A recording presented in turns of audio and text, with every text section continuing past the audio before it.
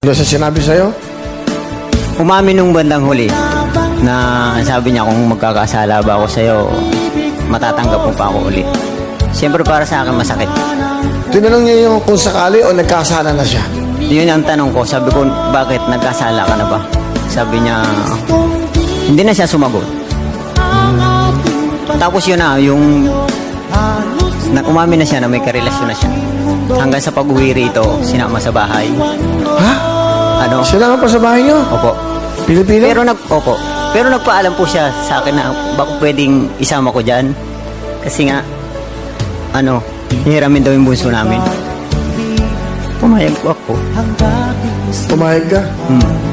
Para sa mga bata, gusto nila makita eh. Gusto nila makita yung anak ko. Masakit.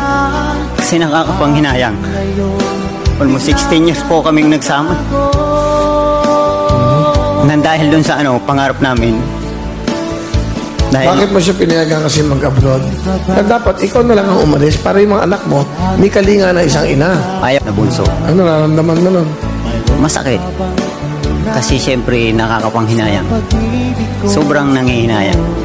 Kahit hanggang ngayon. Pero unti-unti nang Pero nakakari ngayon ko. ba may asawa ka? Wala po. Hindi ko magawang dahil yung mga anak ko, 4 na sa akin eh. Lahat ako lang tumataguyod. Eh wala naman akong ko. Wala bang halaga ang pag-ibig Good luck. ko sa'yo? Isa inyo. Tapos kahit pa paano mag-ingat ka pa rin lagi para sa mga anak mo. Hayaan mo hindi ko pababayaan sila. Gustong dinamdam ang aking pagka